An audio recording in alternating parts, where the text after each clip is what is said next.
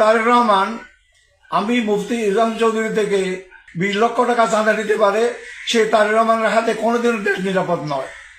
একটা দলের প্রধান যখন, তিনি আফসোস করে বললেন, একটা দলের প্রধান যখন চাঁদাবাজ হয়, তখন এই জাতির জন্য কি অপেক্ষা করতেছে ভবিষ্যতে, যিনি নিজের সিদ্ধান্ত নিজে নিতে পারেন না, পাশের দেশের সিদ্ধান্তে যিনি বাংলাদেশে আসেন, আর যিনি নিজে চাঁদার সাথে সম্পৃক্ত, চাঁদাবাজির সাথে সম্পৃক্ত। এতদিন আমরা ওনার নাম নিয়ে বলি নাই, আজকে বাংলাদেশের বিখ্যাত একজন আলেম, সর্বজন শ্রদ্ধ আলেম, তিনার মতো মানুষ বললেন যে আমি সাক্ষী দিচ্ছি, আমি সেই চাঁদাবাজের শিকার হয়েছি। এরপরে আর বলবার মতো কিছু থাকে না। যেই লোকগুলো এখন ঋণ খেলাপি করেছে, এই লোকগুলো তো অবশ্যই হাসিনারা বলে হাসিনার পাচারা গোলাম ছিল।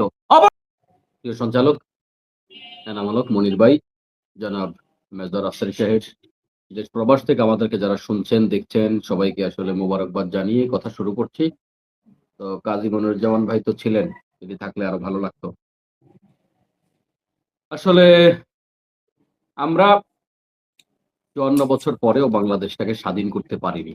এটা হলো সবচাইতে বড় আফসোস। যে সমতার জন্য আমরা আমরা যদি আগে যারা এই সমস্ত বক্তব্য দিয়েছে স্বাধীনতার পক্ষে বিপক্ষে, তাদের ভাষায় যদি বলি, তাহলে লাখ লাখ শহীদ হয়েছে, যদিও কথা সত্য নয়।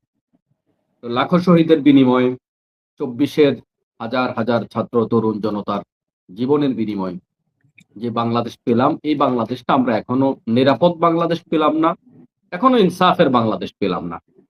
এখানে তো কোন দল কিংবা আমরা যারা আজকে কথা বলার জন্য এখানে একসাথ হয়েছি, আমরা তো কাউকে হেয় করার জন্য এখানে একসাথ হই।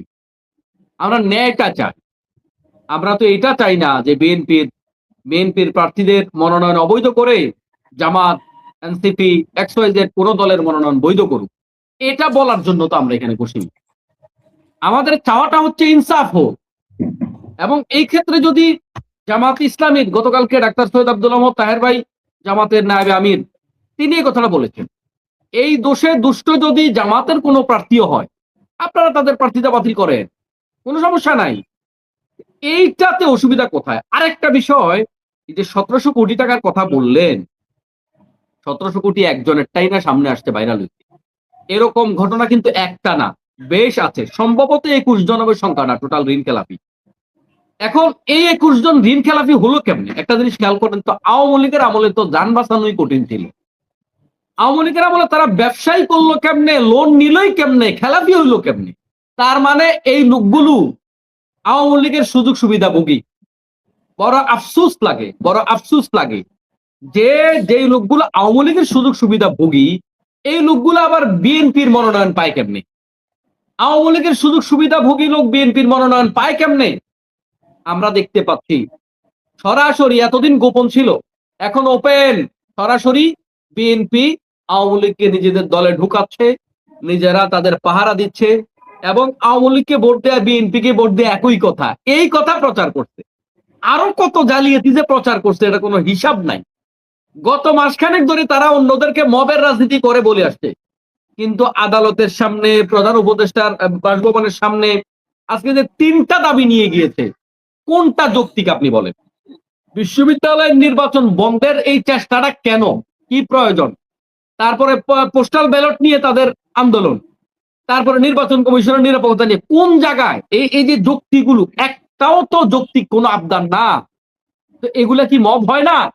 আপনি তো আন্দোলন করবেন, সংগ্রাম করবেন, রাজনৈতিক গণতান্ত্রিক কর্মসূচি দেবেন, সেটা যৌক্তিক ওয়েতে হতে হবে। আপনারা যেটা করছেন এটা যৌক্তিক ওয়েতে। আজ থেকে বছর খানেক আগে আপনাদের মনে থাকবার কথা দর্শকদের, যে বারবার করে জামাত সহ অন্যান্য দলের লোকদেরকে, জামাত যখন সংস্কারের কথা বলেছে, তারা বারবার করে বলতো যে আপনারা নির্বাচন চান না, আপনারা নির্বাচন চান না। জামাত বারবার করে বলছে যে আমরা নির্বাচন চাই রে ভাই, সমস্যা হচ্ছে আমরা সংস্কার করে নির্বাচন চাই, যেন তেন নির্বাচন চাই না। তারপরেও বিএনপির বুলি মুখ থেকে সরতো না যে না আপনারা নির্বাচন চান না, আমরা তাড়াতাড়ি নির্বাচন দেন, কালকেই নির্বাচন দেন। মানুষ বললেও কয় নির্বাচন দিলে সমাধান হয়ে যাবে, মানুষ অ্যাক্সিডেন্ট করলেও কয় নির্বাচন দিলে সমাধান হয়ে যাবে, যাই গটুক বক্তব্য একটা, ভাই নির্বাচন দিলে সমাধান হয়ে যাবে। স্বামী স্ত্রী ঝগড়া হয়েছে, কয় ভাই নির্বাচন দেন সমাধান হয়ে যাবে, কথা একটাই, নির্বাচন দিলে সমাধান হয়ে যাবে। এখন ঢাকা বিশ্ববিদ্যালয় আইনিভাবে বন্ধ করবার চেষ্টা করা হয়েছে, আবার চেম্বার জজ আদালতের মাধ্যমে আবার সেটা নতুন করে রায় দিয়ে আবার যাই হোক ডাকসু বাস্তবায়ন করা হলো।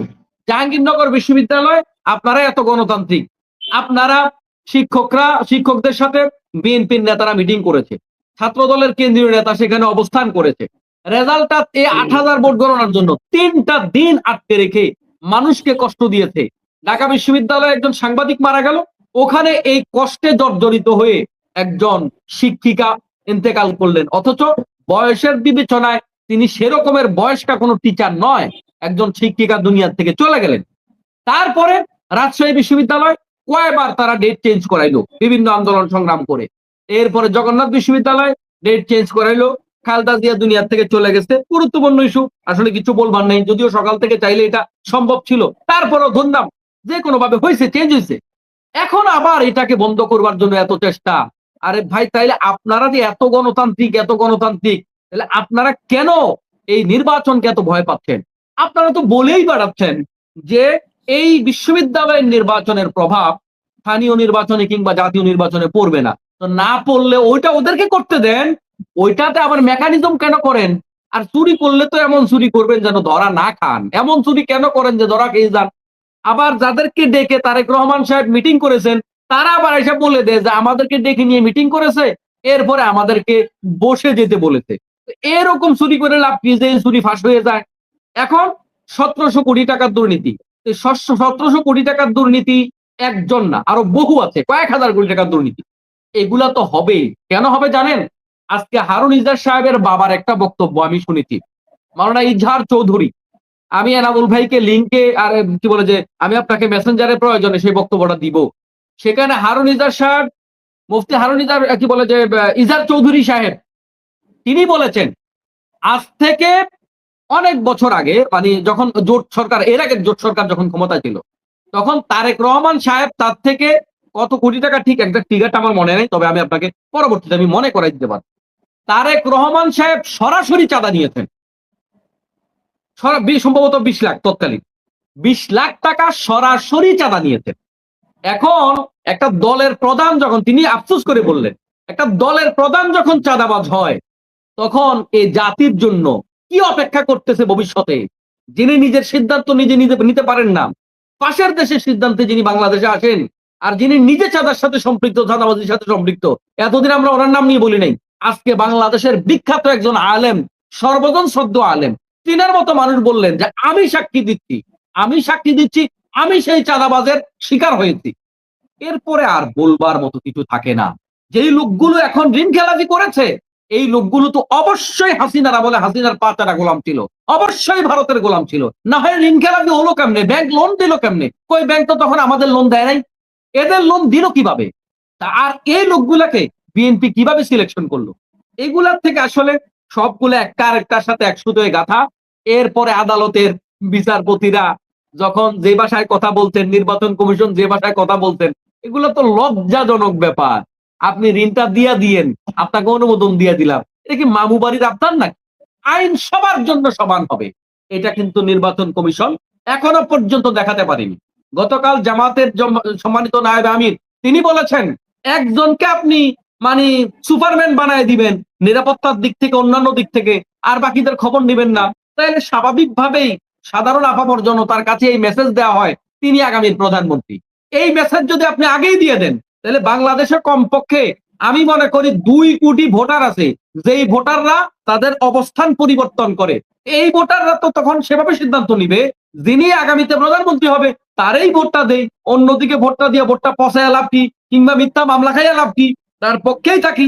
যেমন বিএনপির লোকেরা বিএনপির মিটিংয়ে কয়েক ডজন না কয়েক শত হবে এরকম, যে রিপোর্ট আমার কাছে আছে, এর বাইরেও তো আছে, আইসাই বলে জয় বাংলা, সরি থুক্ক, এরপরে কয় যে জিয়াউর রহমান জিন্দাবাদ। এই যে অবস্থাটা, এবং এরা ওপেন বলতেছে ভাই আগে আওয়ামী লীগ করেছি, এখন বিএনপি করি, আবার আওয়ামী লীগ আসলে আওয়ামী লীগ করবো, ওপেন বলতেছে মিডিয়ার সামনে। এতদিন লজ্জা টজ্জা ছিল, রাগ ডাক রাইখা বলতো, এখন আর রাগ ডাক নাই, এখন ওপেন আওয়ামী লীগ বিএনপি হয়ে যাচ্ছে। এই যে অবস্থাটা, এইটার জন্যই কি আমাদের সন্তানেরা জীবন দিয়েছিল? গতকাল একজন হাতহারা ভাই তারেক রহমানের সামনে কথা বলতেছে, গতকালকে দেখলাম না আজকে দেখলাম, কথা বলতে চাচ্ছেন, তাকে থামিয়ে দেওয়ার চেষ্টা করা হচ্ছে। আরে ভাই, আপনি তো যেদিন বাংলাদেশে এসছেন এত বছর কোমর ভাঙা মাজা ভাঙা অবস্থায় দস্তখত দিয়া নাকে খত দিয়া বাংলাদেশ থেকে গেছেন, যাদের উসিলে এসছেন সবার আগে ওই পরিবারের সাথে কথা বলা, দেখা করা, তাদের খোঁজ খবর নেওয়া, এটা সবার আগে দরকার ছিল।